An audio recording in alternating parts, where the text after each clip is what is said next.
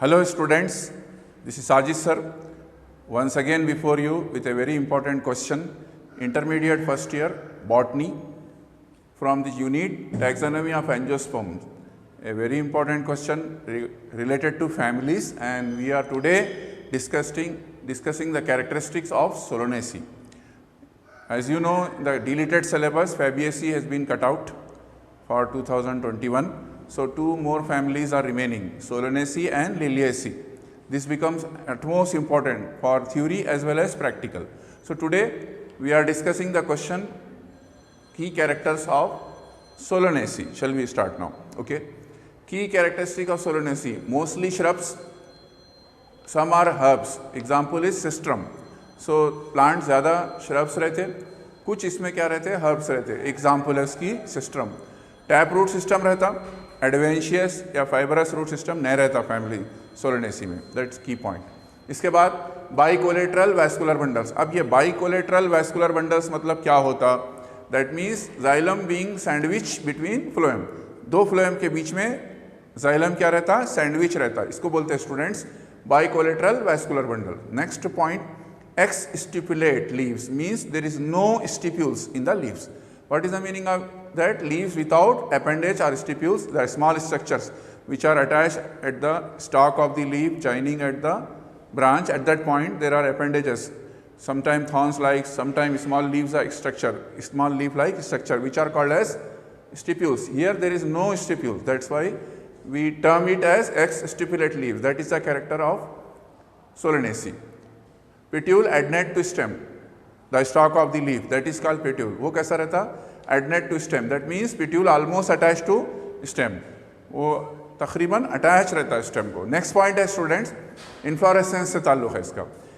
Axillary cyme यानी inflorescence cymose रहती, originating from the axis of fully developed leaves. Leaves के axis से निकलती है cymose inflorescence. उसको क्या बोलेंगे? Axillary cyme. इसके बाद टर्मिनल सॉलिटरी साइम भी दिखती. टर्मिनल माने टॉप पे, सॉलिटरी माने सिंगल.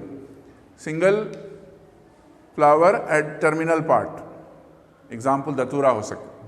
फिर पैनिकल मिलता टोबैको में, इन्फ्लोरेसेंस का टाइप. इसमें क्या होता है स्टूडेंट?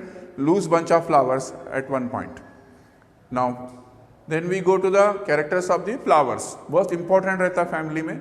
फ्लोरल डायग्राम जो यहाँ पे शो करते हैं आप, ये फ्लोरल डायग्राम जो सी स्केच यहाँ दिख रही, इसको डिस्क्राइब कर रहे हैं. Actinomorphic, bisexual, radially symmetrical flower रहता. रेडियली सिमेट्रिकल बोले तो can be cut by passing any plane. Flower को कहीं से भी कट कर सकते हैं, कौन सा भी प्लेन पास करके. Then hypogynous flower. हाइपोगाइनस का मतलब क्या होता है students? Floral parts other than the gynoecium female part, उससे छोड़ के बाकी के floral part. Floral part situated below the carpel और ओवरी. ओवरी के नीचे रहते फ्लोरल पार्ट्स, ऊपर नहीं रहते. वैसे फ्लावर को क्या बोलते हैं? हाइपोगाइनस. इसके बाद आगे बढ़ते हैं. तो अब आगे बढ़ते हुए हम देख रहे हैं फ्लोरल पार्ट्स. अब आ गया फ्यूज प्रिसिस्टेंट कैलेक्सिन. कैलिक्स जो रहता वो फ्यूज प्रिसिस्टेंट कैलेक्सिन रहता. क्या मतलब इस टर्म का? Calyx remains with fruits. जब फ्लावर के साथ कैलिक्स रहता, दूसरे प्लांट्स में, दूसरे फैमिलीज में जब फ्लावर से फ्रूट बनता है तो कैलिक्स झड़ जाता, लेकिन यहाँ नहीं होता. Calyx remain with fruit. That's why we called it persistent, मतलब मौजूद. सोलेनम एंड कैपिस्कम एग्जाम्पल है इसके. Corolla with 5 petals. Valvate. Aestivation कैसा रहेगा? Valvate. What is aestivation? Arrangement of petals in case of corolla and arrangement of sepals in case of calyx. So valvate aestivation रहेगा. Petals in whorl meet only at outer margins और at margins. Twisted aestivation भी मिलेगा. इसका मतलब one margin of the aestivation, that is one margin of the petal overlap margin of the next appendage, that means next petal. Okay, example है दतूरा. अब आ गया आप male reproductive part androecium में. 5 stamens, epipetalous. Epipetalous means stamens are attached to the petals. They are not free. They are attached to the petals. इसके बाद अब आप आ गए एंड्रोशियम, फीमेल पार्ट, स्टिल जिसको बोला जाता है. बाइकार्पुलरी सिंकार्पस, ओवरी रहता. फ्लावर्स है more than 1 carpel. Bilocular superior ovary, ovary above other floral part. दूसरे फ्लोरल पार्ट से क्या रहता है? ऊपर रहता है ओवरी. इसके बाद यूनिलैक्यूलर भी रह सकता चिल्लीज में. स्वलन यहाँ बाइलैक्युलर है बाकी में, लेकिन स्टूडेंट्स एक जगह पे यूनिलैक्युलर रहता है, किसमें? चिल्लीज में, मिर्ची का झाड़।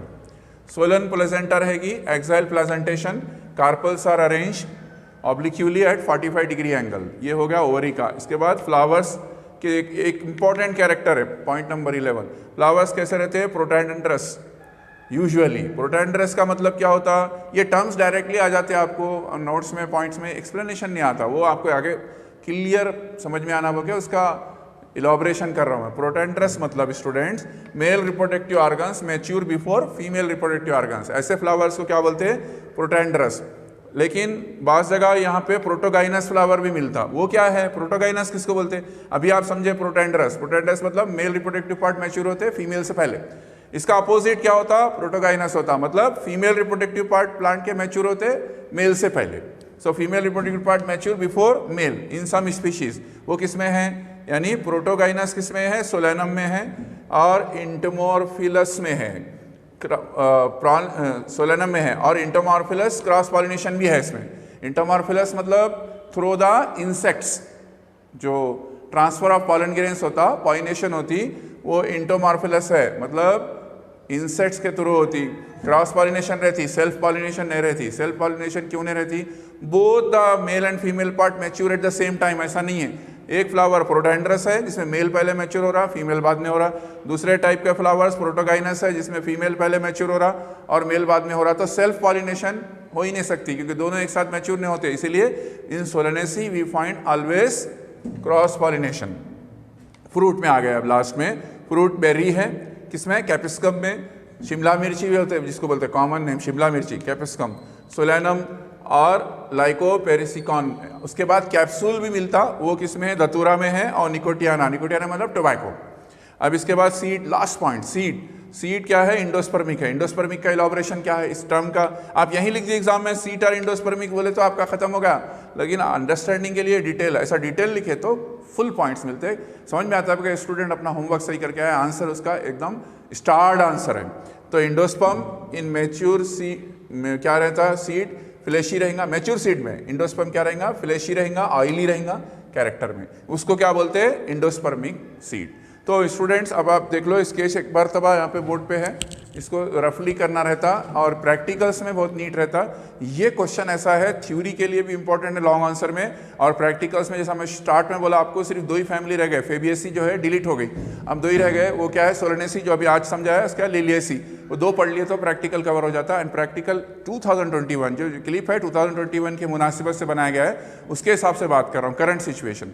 तो वो उसमें जो है आपको 2 फैमिलीज है, वो दोनों में पढ़ लेके आप प्रैक्टिकल जो थ्योरी के बाद होने वाले हैं, ये थ्योरी एग्जाम हो गया तो स्टूडेंट रिलैक्स हो जाता है, प्रैक्टिकल पे कंसंट्रेशन नहीं रहेगा।